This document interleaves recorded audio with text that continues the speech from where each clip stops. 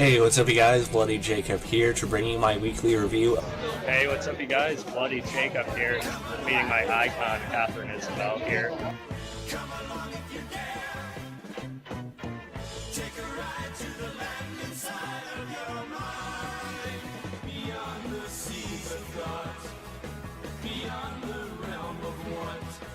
Across the streams of hopes and dreams where things are really not.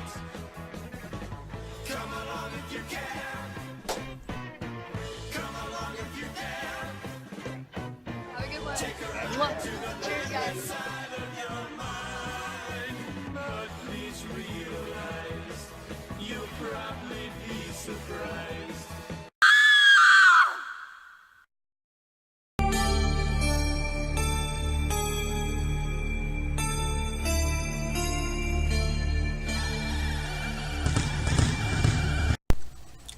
Hey, what's up you guys? Bloody Jacob here to bring you my review of this week's episode of Riverdale on the CW, which was episode 17 of season 2, chapter 30, The Noose Tightens.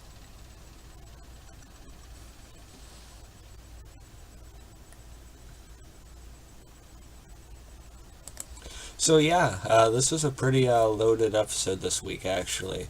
We had a bunch of different stories at play here.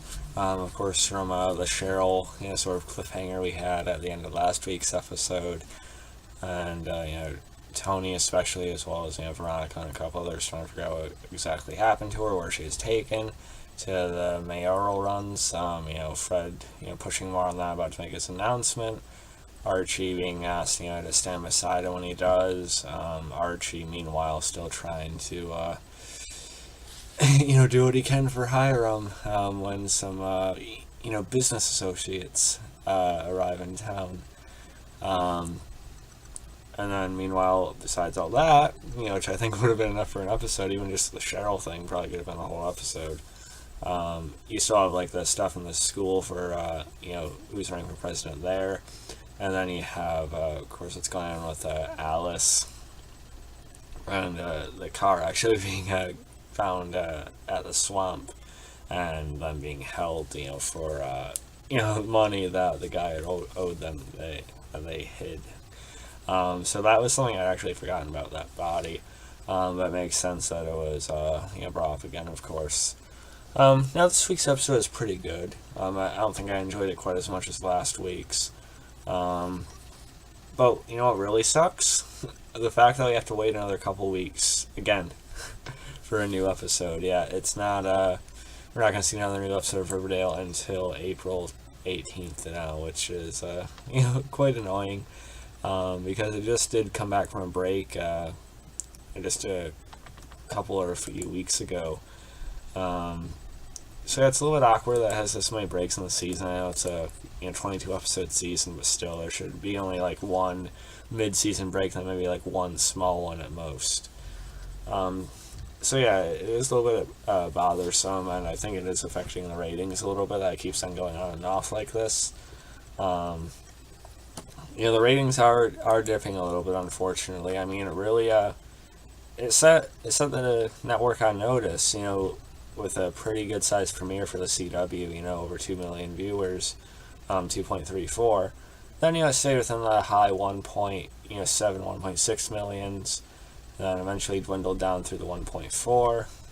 It's the 1.3, 1.16, and now it's 0.96. So I'm hoping it swings back up, but as long as it doesn't dip below 0.9, I think we'll be okay. I don't think it's gonna be canceled this season or anything either way.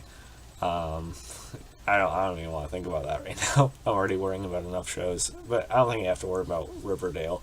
But I'm just saying these breaks I think aren't really helping either way. But yeah, pretty good episode. I do think it was a little bit jumbled, or maybe not jumbled, but a little bit too cramped with some of these stories going on. But I still definitely enjoyed it. And meanwhile, you even had Cheryl's Nana, trying to alert, Tony.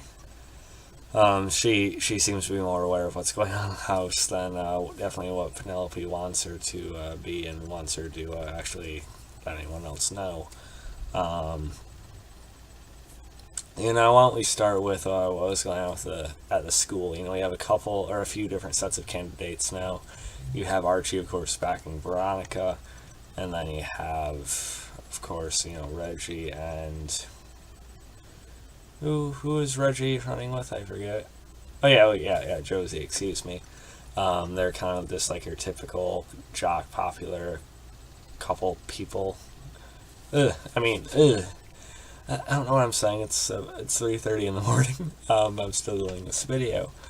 But yeah, Reggie and Josie, please don't let them end up winning because they're basically just like your typical, like, popular kids in school couple that would be running for this.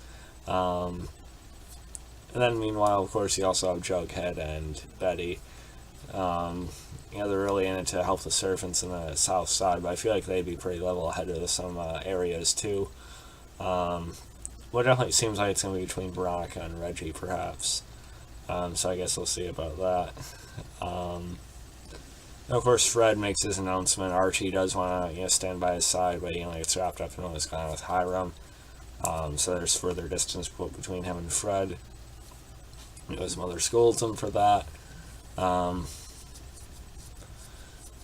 Meanwhile, Hiram, he had let Archie, sort of do something for him again, or be by his side when his associates arrive. And Archie, he kind of gets a little bit big for his britches again, telling these business associates of Hiram's, don't underestimate him, and that there's people there looking out for him, or something to stand against someone who opposes him. And so we get like the dark circle instead of the red circle like we had seen earlier this season against the Black Hood. I get it. Archie was sort of taking something Hiram had, sort of admired him for in a certain to a certain extent earlier on. So I guess I thought that made sense. Archie thinks he sees the Black Hood again, that triggers some flashes for him, but it's Adams, the guy who we thought was the FBI agent, but he's working for the lodges. No, he's apparently even double crossing them. So that part was all right. I don't think it was my favorite part of the episode, but I did like Archie and Reggie's a little arm wrestling match there, and something said about his dad, and that causes Archie to actually get aggressive enough to win. And meanwhile, I really like FP's more regular involvement in this season. I'm glad they made Skeet Ulrich a regular on the show for sure. And you're starting to see a little bit more of a look into FP and Alice's past, which I know a lot of people have been waiting for, myself included. And I really like the idea that some people have been bringing up of there being like a whole flashback episode to the adults when they were younger. I think that'd be a really good idea. For now, we gotta really just take these conversations and sort of just make up a whole, episode worth of a story in our mind, maybe. But you can definitely tell something is there, some kind of past between them. We know that. Is it going to go as far as Chick being FP's kid? I don't know. They didn't really interact much in this episode, but maybe they're saving it. I'm not sure. I could go either way on that being the case, but then of course, FP advises against them, acting on anything with the car being, taken out, just appearances as normal. But of course, Jughead and Betty take that, what are we usually doing? We're trying to look into this, so they do, and I thought that made sense as well. But why don't we talk about the rest of the episode, and my favorite part of the episode which was what was going on with Cheryl. She's being kept at this, excuse me, I don't know what that was. I tried to talk as I was yawning and it just sounded stupid. Anyway, and she's basically held there and basically being, trying to be forcibly manipulated in various mental and physical ways, to basically conform to, what her mother wants her to be. And, it seems like Cheryl's holding out. I would have liked to have seen more strength from Cheryl in this episode. I felt like there should have been a moment where she really, defies one of the nuns or something, I don't know. But nonetheless, Veronica and Peyton, why am I saying Peyton? Tony are, looking for, and I like how that one, with Tony also being called by a Nana. A little bit creepy, when they did get to Cheryl, and Cheryl's just so traumatized and is so kind of, starting to break down a little bit, that her only, refuge is when they watch these silent films. Not silent films, or at least just, kind of old films, and she imagines, what Kevin and some of the others are doing when she's gone, what she's missing, and she hears Tony yelling for her in the hallway, so at first she thinks that, it's just for her mind, her imagination, but Tony bursts in, though, and they actually share a kiss. And everyone else is just so brainwashed now, they're not even reacting to it at all. But it was still a really nice moment, for sure. I really support the idea of Cheryl and Tony. I know they kind of went back on the Cheryl and Josie thing in this episode, showing the sketches and everything. Cheryl, she's not perfect. We know she's a much better person than, you had thought in season 1. There's definitely a lot more to her. But yeah, I don't really like Josie. I was fine with her leaving, just, kick her out of the group as far as I'm concerned. I love Riverdale, but Josie's stuff has never really connected with me that well. So I really like that, and I just like how Veronica is easily able to roll with it when she's seen them, embracing, this is what it is, they love who they love, or they're with who they're with. But yeah, it was kind of creepy once they're escaping through the hallways and you see these nuns approaching with flashlights. It's dark. Even just Veronica's sentence about a group of nuns, a bunch of nuns following them. It was kind of funny. It was like a semi-suspenseful scene out of like a teen horror film or something. I don't know. They're able to block out the door when they get out, though, and Cheryl does make it out safe, which is great. So yeah, overall this was a pretty good episode. I won't say one of my favorites of the season. I'm really curious to see how Cheryl's ready to stand against her mother and her parent uncle. I think that should be pretty good. And again, it really sucks. Almost 3 weeks to another new episode. The next new episode is going to be the musical, for Carrie, which should be fun. I'm kind of excited to get back to the main story, but either way, it sucks. I have to wait a couple weeks at least. But yeah, so I'm giving this episode about a 9 out of 10.